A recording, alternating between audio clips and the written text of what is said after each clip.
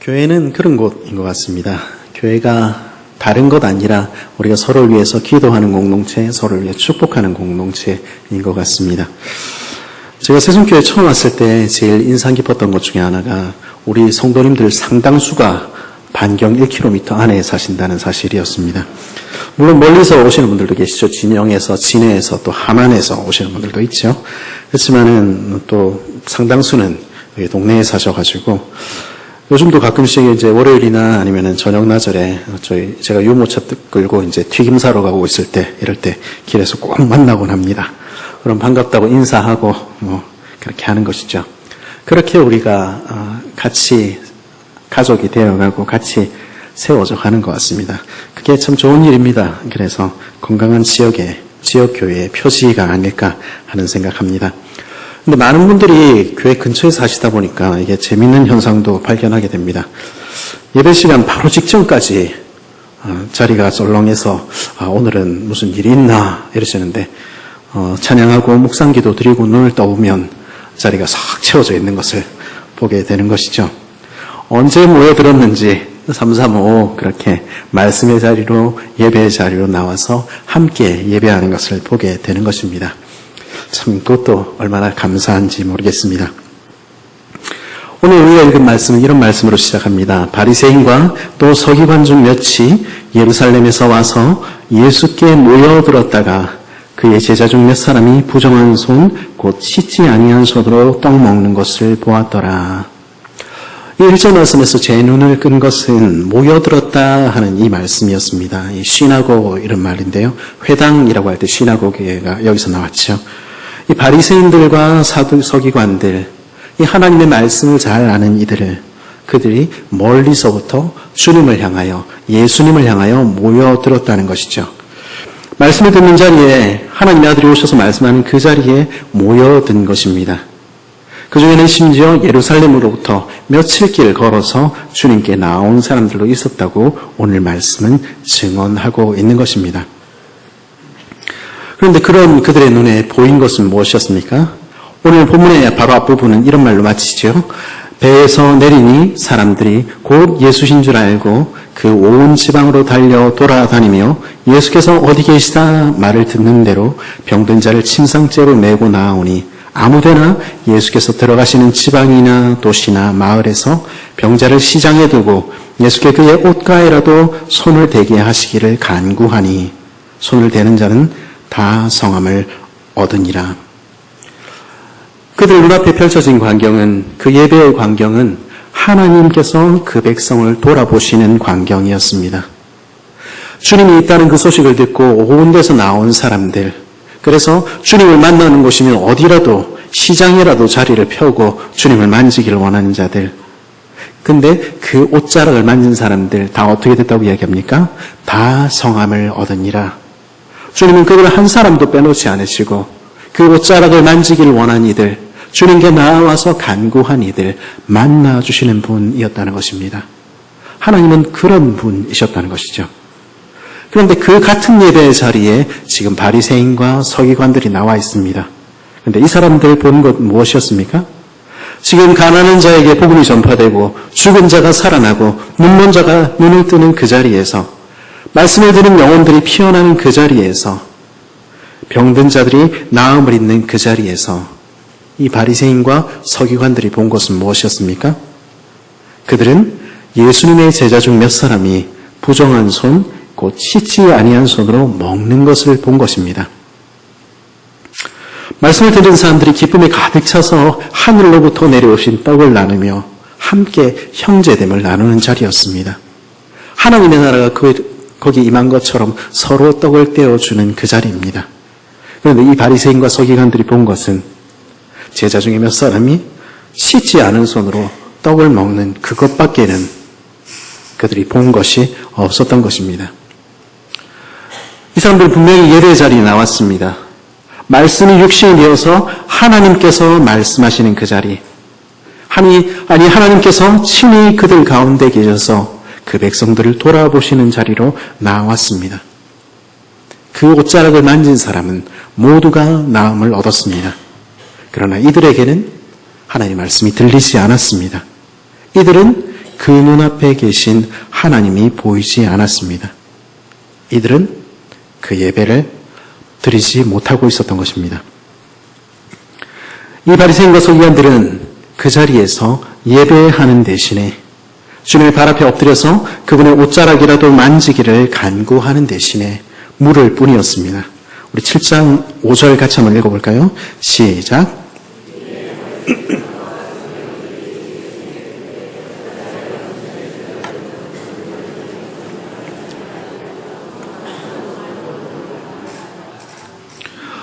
아니, 손을 안 씻고 부정한 손으로 음식을 먹다니. 당신의 제자들은 우리 조상들로부터 내려오는 그 전통을 지금 다 어기는 것 아닙니까? 그렇게 이야기한 것이죠. 물론 손을 씻고 밥 먹는 것은 좋은 일입니다. 그렇죠? 코로나 때도 강조하지 않았습니까? 흐르는 물에 뽀독뽀독 손만 잘 씻어도 각종 전염병에 걸릴 위험이 줄어드는 것이죠. 저희 코로나가 바꾼 습관이 몇 개가 있는데 그 중에 하나는 저희 집 누구라고는 말씀을 안 드리겠는데 누가 이제 밥 먹을 때 손을 잘 씻게 되었다는 그런 일이 있습니다. 그래서 어떤 학자들은 레위기를 위생학의 관점에서 보려고 하는 사람들도 있습니다. 그래서 유대인들은 더 위생의 문제에 더 신경을 썼다고 주장하는 것이죠. 그럼 지금 이 바리새인과 서기관들이 우리 엄마들이 그러듯이 손 씻고 밥 먹어라 이 이야기하는 것입니까? 그들이 손 씻으라고 이야기하는 것, 위생의 문제 때문이었습니까? 이스라엘의 오래된 유적들에 찾아가 보면 집집마다 여러 개의 항아리들이 놓여 있는 것 보게 됩니다. 좀 사는 집 같으면 돌로 된 항아리가 여러 개 놓여 있는 것 보게 되죠. 이 항아리들은요, 음식이나 식수를 보관하기 위한 항아리들이 아니었습니다. 돌로 된 항아리 이런 거는 그다음에 요즘 돈으로 하면 몇백만 원씩 이렇게 되는 건데 거기에다가 물 담고 음식 담고 할 리가 없는 것이죠. 요한복음 2장에는 그 항아리들의 정체가 등장합니다. 거기에 유대인의 정결 예식을 따라 두세 통 드는 돌 항아리 6이 놓였는지라. 요한은 이 항아리들이 정결 의식을 위해서 준비된 항아리였다 이렇게 밝힙니다. 거기 담긴 물로 손을 씻고 발을 씻고 잔과 그릇을 씻을 뿐 아니라 심지어 그 앉는 자리에까지 물을 뿌린 것이죠.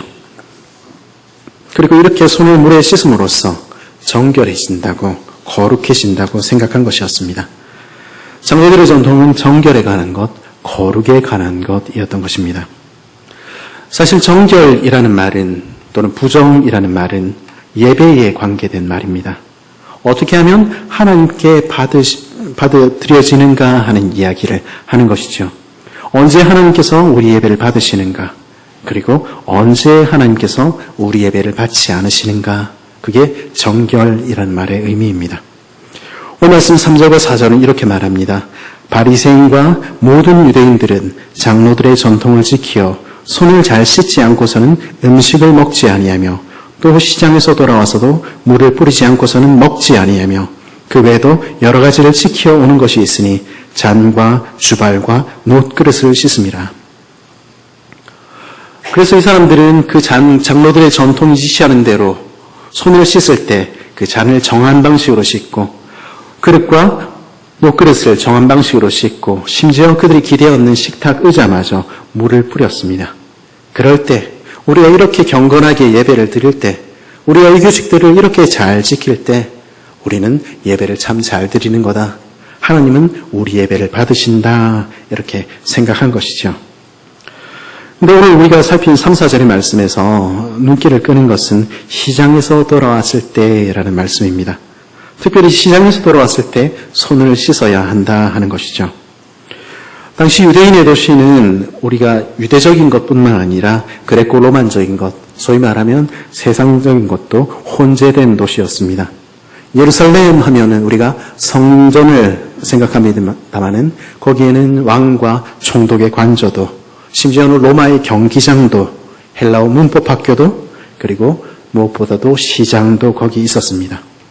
마을도 마찬가지였지요. 회당이 곳곳에 있었습니다만은 이방인들도 와서 장사하는 그리고 교제하고 떠들고 하는 시장 아고라는 어디나 있었던 것이죠. 특별히 일상적인 생활의 중심지였던 이 시장은 이방인들과 유대인들이 접촉하는 장소였습니다. 똑같은 돈을 들고 와서 물건을 사고 팔고 똑같은 먹을 것을 사러 오는 것이었죠. 거기서는 이방인이든 유대인이든 별 차이가 없었을 것입니다. 그런데 이 장로들은 그리고 이 랍비들은 그런 이방인들과 접촉하는 것만으로도 우리는 더러워진다 이렇게 주장을 한 것입니다. 우리가 세상과 달라야지, 하나님의 백성이라면 세상 사람들하고는 뭔가 다른 게 있어야지 이렇게 생각을 한 것이죠. 레위기에서 전염병 걸린 사람과 접촉하는 사람이 부정하다 이야기하듯이, 죽은 시체를 만진 사람을 부정하다 이야기하듯이 이방인들과 접촉만 하는 것으로 부정해질 것이라고 가르치기 시작한 것입니다. 그리고는 우리가 더 거룩하려면, 우리가 더 정결하려면 어떻게 해야 하는가 하면서 그 사람들은 목록을 만들기 시작했습니다. 이 일을 해야 하고 이 일을 하지 말아야 하고, 이런 목록은 삶의 모든 영역을 망라했습니다. 장소도 나뉘었죠. 성전은 거룩한 곳입니다.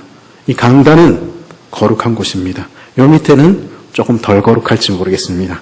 그리고 이방인 시장은 완전 부정한 곳이죠. 시간도 나뉘었습니다. 안식일은 거룩합니다.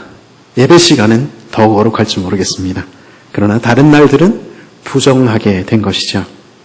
그리고 사람마저 나뉘었습니다. 제사장은요, 거룩하고, 유대인 조금 거룩하고, 그리고 이방인들은, 교회 밖 사람들은, 그들은 부정한 사람들이라 생각하게 된 것이죠. 이런 이원론이, 거룩한 것, 속된 것, 이 이원론이 그들을 사로잡은 것입니다. 그럼 그들은 어떻게 하기를 원했습니까? 그러면은 우리는 정결한 삶을 살아야지 생각한 것입니다. 부정을 멀리하고 정결한 것을 따라야 한다는 것입니다. 그럼 가장 정결한 것이 무엇입니까? 성전이지요. 그럼 우리 삶이 어떻게 돼야 됩니까? 성전에서 사는 것처럼 살아야지 이렇게 주장하기 시작한 것입니다. 성경이 가리키는 것보다, 말씀이 이야기하는 것보다 더 열을 내서 전통을 만들기 시작하는 것이죠. 그래서 성전 스타일이 되는 것입니다. 그래서 그 옷을 술을 달고 엄숙하게 말하고, 무슨 말할 때마다 농담을 할 때도 성경 가지고 농담을 하고 이렇게 되는 것이죠. 성전의 제사장들이 그 물두멍에 손을 씻듯이 자기들도 손을 씻기 시작한 것입니다. 지난주에 제가 충격적인 이야기를 들었습니다. 저보고 제가 목사라고 이야기를 안 해도 목사님인 것 같다 하는 이야기를 들었습니다. 얼마 전까지만 해도 제가 목사인 줄 말 안 하면 아무도 목사인지 몰랐는데 이게 많이 바뀐 것이죠. 그것이 만일 제 몸에서, 제 삶에서 풍겨나는 성품과 인격이라면 그거 참 감사한 일이죠. 그렇지만은 내 스타일이 목사 스타일이 된 것이라면, 그래서 근엄한 척하고 이렇게 하는 것이라면, 와, 그거는 좀 안 하고 싶다 이런 생각이 든 것이죠. 우리가 되어야 하는 것은, 우리가 거룩하게 되고 정결하게 된다는 것은 교회 스타일 되는 것 아닐지 모르겠습니다. 그들은 다른 한편으로 부정을 멀리해야 한다 이야기했습니다. 우리는 이 세상 사람들과는 다른 사람이잖아. 우리는 이 더러운 세상과는 분리된 사람들이잖아. 그래서 어떻게 합니까? 말씀에서 이야기하는 것보다 더 추구하는 것이죠. 율법에서 이방인들과의 통혼은, 결혼하는 것은 금지됐습니다. 그렇지만 어디에도 그들과 접촉하는 것을 부정하는 것이라 이야기한 것은 없는 것입니다. 그렇지만은 더 어떻게 발전합니까? 나는 이것 안 해. 나는 저것 안 해. 나는 그들과 접촉하지 않아. 저들과 접촉하다니 얼른 씻어야지. 그렇게 이야기하게 된 것입니다. 그것이 그 사람들이 손을 씻은 이유였습니다. 그러니 부정한 저 사람들을 배제하고 저들과 접촉했으면 손을 얼른 씻어내고 나는 달라, 나는 거룩해 이야기하게 되었다는 것입니다. 이런 거룩한 것과 부정한 것의 이원론에 빠지게 되면 우리에게는 심각한 문제가 생깁니다. 그것은 무엇입니까? 그것은 죄를 어떤 행위나 우리 밖에 있는 것으로 생각하게 된다는 것이죠. 내 안에 있는 더러움을 보는 대신에 죄를 내 밖에 있는 더러움이라고 생각하게 되는 것입니다. 그렇게 되니까 우리의 시선은 어떻게 됩니까? 내 안을 향하기보다는 내가 어떤 상태에 있는지 바라보기보다는 자꾸 다른 사람을 쳐다보게 되는 것입니다. 교회인 우리는 이렇게 깨끗한데 우리와 다른 저 이방인들은, 저 죄인들은, 저 창녀들은, 우리 무리 밖에 저 세상 사람들은 안 돼 이렇게 이야기하게 되는 것이죠. 그 사람들 때문에 우리가 나쁜 영향 받는다 이야기하는 것입니다. 우리 가끔 이런 것 보게 되죠. 잘못은 똑같이 우리 애가 했는데 나쁜 친구들이랑 사귀어서 그랬다 이렇게 이야기를 하게 되는 것입니다. 저런 애들이랑 놀다 보니까 더러움이 옮았다 이러는 것이죠. 죄가 우리 아이와는 상관없는 것처럼 주장하게 되는 것입니다. 그리고는요, 어떤 율법의 행위를 지키는 것으로, 어떤 직위에 있는 것으로, 어떤 습관들을 따라하는 것으로, 어떤 집단에 소속된 것으로 스스로를 의롭게 여기게 되는 것입니다. 나는 교회 안에 있으니까, 나는 신앙생활을 얼마나 했으니까, 나는 적어도 이런 사람이니까, 그러니까 나는 하나님께 받아들여질 거야. 내 예배는 하나님이 받으셨어. 착각하게 만드는 것이죠. 그 결과는 무엇입니까? 그들이 붙들고 있던 그 장로들의 전통이, 그들이 익숙해져 있던 그 교회의 습관이 이 사람들, 바리새인과 서기관들이 예수님 앞에 나와서도 하나님을 보지 못하도록 만든 것입니다. 하나님께서 그 가운데 일하시는데도, 그들 가운데 찾아오셨는데도 그 주님을 뵙지 못하게 만든 것입니다. 그런 그들을 향하여 우리 주님은 선언하셨습니다. 이르시되 이사야가 너희 외식하는 자에 대하여 잘 예언하였도다. 기록하였으되 이 백성이 입술로는 나를 공경하되 마음은 내게서 멀도다. 사람의 계명으로 교훈을 삼아 가르치니 나를 헛되이 경배하는도다 하였느니라. 너희가 하나님의 계명은 버리고 사람의 전통을 지키느니라. 우리 주님은 그 사람들을 향해서 뭐라고 이야기하셨습니까? 너희는 외식하는 자들이다 이렇게 말씀하셨습니다. 외식하다 하는 이 말의 뜻은 1차적으로는 연극한다 이런 뜻입니다. 쇼하고 있다 이렇게 말씀을 하신 것이죠.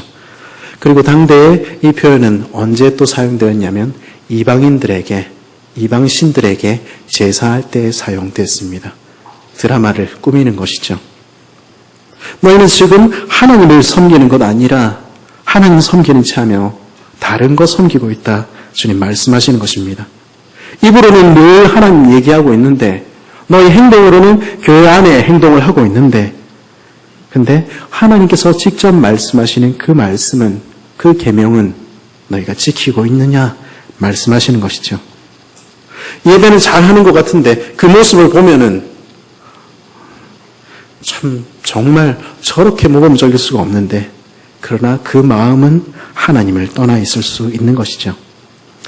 하나님께서는 그런 그들을 향해서 그거 예배 아니야 라고 말씀하시는 것입니다. 그거 하나님을 예배하는 것, 하나님을 섬기는 것 아니야. 이방인을 섬기는 것과 진배 없어. 그렇게 말씀하신 것입니다. 오늘 말씀 9절에 13절에 등장하는 고르반의 이야기는 우리의 예배가 어떤 모습까지 될 수 있는지 우리에게 보여줍니다. 또 이 시대에 너희가 너희 전통을 지키려고 하나님의 계명을 잘 버리는도다. 모세는 내 부모를 공경하라 하고 또 아버지나 어머니를 모욕하는 자는 죽임을 당하리라 하였거늘 너희는 이르되 사람이 아버지에게나 어머니에게나 말하기를 내가 드려 유익하게 할 것이 고르반 곧 하나님께 드림이 되었다고 하기만 하면 그만이라 하고 자기 아버지나 어머니에게 다시 아무것도 드리지를 허락하지 아니하며 너희 전통으로 하나님의 말씀을 폐하며 또 이 같은 일을 많이 행하느니라. 하나님께서는 그 부모를 공경하라고 율법에 명하셨습니다. 명백한 하나님의 말씀이지요. 근데 사람들은 어떻게 합니까? 이 물건은 고르반이야. 하나님의 것이야. 이야기하면서 이거 하나님께 드려야 되니까 내가 11조 하나님께 드려야 되니까 그래서 내 부모를 섬길 돈이 없다. 이야기하는 것입니다. 그들의 전통을 따르면 그거 아무 문제가 없다는 것이죠. 명백한 하나님의 말씀을 어기고 있으면서도 우리는 거룩해 라고 이야기하고 있다는 것입니다. 내 삶의 다른 영역들에서는 하나님과 전혀 상관없는 삶을 살면서도 내가 교회 안에 있기 때문에 내가 신앙생활에 익숙하기 때문에 나는 거룩해 이야기하고 있는 것입니다. 어떻게 그런 일이 가능합니까? 그것은 그들이 듣는 그 말씀, 손을 씻으라는 이 말씀 왜 주셨는지 그들은 한 번도 생각해 본 적이 없기 때문입니다. 그저 그것에 따라서 행하기만 하는 것이죠. 그 전통에 따르는 것만으로도 나는 안전하고 예배하고 있다고 생각한 것입니다. 왜 이런 일이 생깁니까? 그것은 그들의 마음이, 우리의 마음이 하나님을 향해 있지 않을 때 그런 일이 생깁니다. 외형적인 것들, 법적인 것들, 외면적인 것들은 중요하지만, 남들의 교회 어떻게 보일지는 중요하지만, 그러나 내가 지금 하나님을 만나고 있는지, 그 마음을 드리고 있는지, 그건 별 생각이 없었던 것입니다.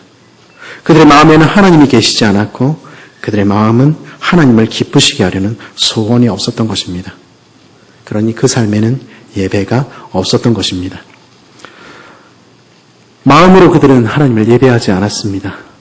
그런 그들을 하나님께서는 헛되이 예배한다. 그들이야말로 부정한 자들, 하나님께 받아들여지지 않는 자들이었다 말씀하시는 것입니다. 하나님은, 마음을 살피시는 하나님은, 중심을 살피시는 하나님은 속지 않으시는 것입니다.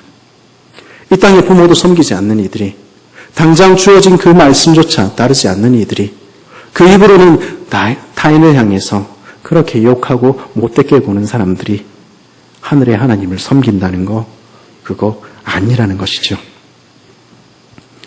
우리 주님께서는 물으십니다. 너 정말로 무엇이 사람을 더럽게 하는지 모르니? 정말로 그 입으로 들어가는 그것이 사람을 죄인으로 만든다고 생각하고 있는 거니? 물으시는 것입니다. 외형적인 것이 아니라 그 마음으로부터 나오는 죄가 사람을 더럽힌다고 주님은 거듭거듭 말씀하시는 것입니다. 너희 마음속으로부터 나오는 것이 무엇이냐고 그 죄악들에 대해서 말씀하시는 것입니다. 예수님께서는 바리새인과 서기관들이 그렇게 하시듯이, 그리고 오늘의 우리가 그렇게 하듯이 어떤 것은 원래부터 선하고 어떤 것은 원래부터 악하다 하는 그런 이분법을 받아들이지 않습니다. 주님께서는 유대인들은 선하고 교회 안에 교회 오래 다닌 사람들은 선하고 그리고 밖의 사람들은 악하다 하는 것도 받아들이지 않습니다. 어떤 건 원래부터 선하고 어떤 것은 원래부터 악합니까? 아니요. 창세기의 이야기들은 하나님께서 창조하신 모든 것은 선했다고 말씀합니다. 교회뿐 아니라 우리 일상의 삶도 거룩한 것이죠. 주일뿐 아니라 나머지 날들도 거룩합니다. 교회뿐 아니라 교회 밖 세상도 시장도 거룩한 것이죠. 비록 타락 이후에 그 모든 것이 그 원래의 모습을 잃었다 하더라도 그것이 처음부터 무엇이 선하고 무엇이 악하다는 것을 의미하는 것은 아니었다는 것입니다. 모든 것은 선하게 창조되었습니다. 그리고 동시에 모든 것은 타락했습니다. 모든 음식이 깨끗하다는 이 말씀은 이방인들은 부정하다고 이야기하던 그 베드로의 편견을 깬 말씀이었죠. 저 사람들이 부정한 것이 아닙니다. 교회에 오래 다니지 않은 그들이 부정한 것이 아닙니다. 죄는 어디에 있습니까? 그들로부터 올라오는 것이 아니라 우리 마음속에 내 안에 있는 것입니다. 우리 주님 말씀하시는 것입니다. 또 이르시되 사람에게서 나오는 그것이 사람을 더럽게 하느니라. 속에서 곧 사람의 마음에서 나오는 것은 악한 생각, 곧 음란과 도둑질과 살인과 간음과 탐욕과 악독과 속임과 음탕과 질투와 비방과 교만과 우매함이니 이 모든 악한 것이 다 속에서 나와서 사람을 더럽게 하느니라. 주님의 이 말씀은 우리 마음에 가득한 것이 무엇이냐고 물으시는 것입니다. 우리 마음이야말로 죄의 자리라는 것입니다. 그러니 그 손을 아무리 깨끗이 씻었다 하더라도 우리의 외형이 아무리 경건해 보인다 하더라도 우리 마음 가득한 죄의 문제를 해결하지 못했다면 우리의 예배는 받아들여지지 않는 것입니다. 그렇다면 우리가 씻어야 할 것은 무엇입니까? 그것은 우리의 마음이죠. 우리 마음이 할례를 받아야 하며 주께서 내 안에 새 영을 창조하셔야 하는 것입니다. 사실 구약 성경 어디에도 그 백성들이 그 손을 씻고 먹어야 한다 하는 말씀을 주신 적이 없습니다. 그러면 어떻게 된 것입니까? 이 전통은 어디에서부터 온 것입니까? 바리새인을 비롯해서 서기관들이 그들의 조상으로 생각했던 사람들은 에스라, 조금 더 올라가자면 다니엘과 같은 사람들이었습니다. 이 사람들은 성전이 없던 시대에 하나님의 성전을 바라보며 살았던 사람들이었습니다. 이방 세상 속에 살면서도 그들의 삶 전체를 거룩한 삶으로 살기 위해서 애썼던 사람입니다. 비록 성전은 무너지고 없지만 다니엘 같은 경우는 환관이 되어서 다시는 성전에 들어가지 못할 것이었지만 그럼에도 불구하고 나는 하나님께 바쳐진 사람입니다 하며 그 법들을 지키며 살려 애썼던 것이죠. 그런 성전의 정결법 중에 제사장들이 제사를 드리기 전에 물두멍에서 그 손을 씻는 행위가 있었습니다. 물두멍에서 손을 씻고 그리고 자신을 위하여 제사를 먼저 드려야 했던 것이죠. 이것은 무엇을 가리킵니까? 스스로가 먼저 거룩한지, 내 마음이 먼저 하나님을 맞이할 준비가 되어 있는지 살펴야 한다는 것입니다. 그 자신을 정결하게 하고서야 예배의 자리로, 성전의 자리로 나아갈 수 있다는 것이죠. 어쩌면 이 규례로부터 손을 씻는 전통이 나왔을지 모르겠습니다. 그러므로 이 정결이라는 것은 어떻게 하면 우리가 하나님께 나아갈 수 있을 것인가? 어떻게 하면 우리 예배가 하나님께 받아들여줄 수 있을 것인가 하는 이야기였습니다. 단지 밥 먹는 얘기가 아니라, 단지 다른 사람들을 밀어내기 위한 이야기가 아니라 내가 지금 하나님 앞에 거룩한가 살펴보기 위한 것이었다는 것입니다. 구약의 율법을 주신 이유가 무엇입니까? 정결법을 주신 이유가 무엇입니까? 그것은 죄가 무엇인지, 무엇이 거룩인지 알려주시기 위함입니다. 이 율법은 우리에게 오늘도 우리가 죄인이라는 사실을 들려주는 것입니다. 우리의 마음에 가득한 죄악을 보게 하는 것입니다. 우리의 마음에 씻지 않고는, 죄사함 없이는 오늘도 우리는 하나님께 나아갈 수 없는 죄인이라는 사실을 깨닫도록 하는 것입니다. 그래서 어떻게 합니까? 그래서 그 사실을 깨달은 사람들은 그 주님 발 앞에 엎드려 그 옷자락이라도 만지게 해 주옵소서 엎드리며 나아가게 되는 것입니다. 그 은혜만을 간구하게 되는 것이죠. 예배는 그런 것입니다. 하나님 앞에 엎드려서, 죄인이 하나님 앞에 엎드려서 주님 나를 불쌍히 여기소서 그렇게 엎드리는 것입니다. 그러나 어리석은 인생들은, 오늘의 우리들은 그날의 바리새인과 서기관들이 그랬듯이 오늘도 실체 대신에 외형만을 붙들고 살아갑니다. 우리 마음이 어떤지 살피지 않고 주님 앞에 엎드리는 대신에 그 더러운 속을 외형적인 정결로, 그 그럴듯한 말들로, 교회 생활에 익숙한 습관들로 가리며 살아가는 것입니다. 악한 생각을 하면서도, 무절제한 성적 타락을 하면서도, 도둑질을 하면서도, 살인과 간음을 저지르면서도, 탐욕을 가지고 있으면서도, 악한 마음을 가지고 있으면서도, 악한 성품들이 우리 삶을 주장하면서도, 그 마음에 하나님을 주인으로 모시고 있지 않으면서도 우리는 예배의 자리에 나와 앉아 있는 것입니다. 우리의 예배가 받아들여질 것처럼 살아가는 것입니다. 다른 사람들만 쳐다보면서, 다른 사람들 손 씻었는지 안 씻었는지 눈을 부라리면서 우리는 그렇게 살아가는 것입니다. 주님께서는 그런 예배는 하나님 받지 않으신다고 말씀하시는 것입니다. 그렇다면 우리가 해야 할 일 무엇입니까? 그것은 우리 마음을 깨끗하게 하는 일입니다. 주님 앞에 내가 죄인입니다 고백하며 내 마음에 가득한 악을 내어버리고 주님의 보혈로 씻음을 받는 것입니다. 우리가 우리 마음을 정결하게 할 수 있습니까? 우리 악독과 음란과 도둑질과 살인과 간음과 탐욕과 그 더러운 것들로 가득한 마음이 우리의 힘으로 새로워질 수 있습니까? 그럴 수 없기에 우리는 주님 앞에 오늘도 엎드리는 것입니다. 주님 나를 불쌍히 여기소서 간구하며 주의 피로 씻음 받기를 간절히 간구하고 나아가는 것입니다. 주의 옷자락을 만지기를 간구하며 엎드리는 것입니다. 그럴 때 주께서 그 손을 내미실 때 그 옷자락을 만진 자들은 다 나음으로 얻더라 말한 것처럼 주께서 주님 앞에 그렇게 엎드린 우리 마음을 바꾸시는 것입니다. 죄의 자리였던 우리의 마음은 그때 바뀌어서 하나님을 예배하는 성소가 되는 것입니다. 우리의 그 마음은 그리스도의 집이 되는 것입니다. 그리스도의 안에 사랑하는 새순가족 여러분, 말씀을 준비하면서 내 마음 그리스도의 집이라는 오래전에 읽었던 그림책을 다시 내어보았습니다. 그리고는 내 마음 구석구석에 내 마음의 방들이 정말로 청결하게 씻겨 있을까, 거룩하게 씻겨 있을까 다시 돌아보게 되었습니다. 우리 마음이 결국 우리 삶을 낳는 것이죠. 우리 삶의 구석구석은 우리 마음의 결과 아닙니까?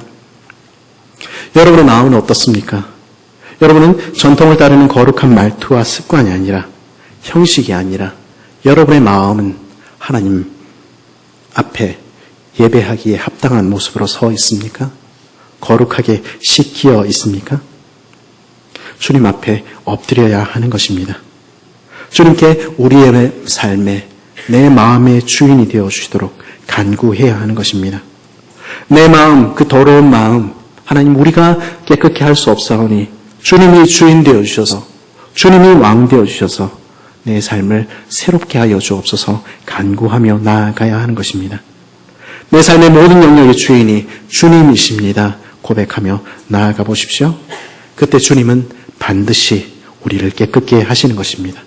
그리고 우리는, 마음이 청결한 우리는 하나님을 뵙게 될 것입니다. 참으로 예배하게 되는 것입니다.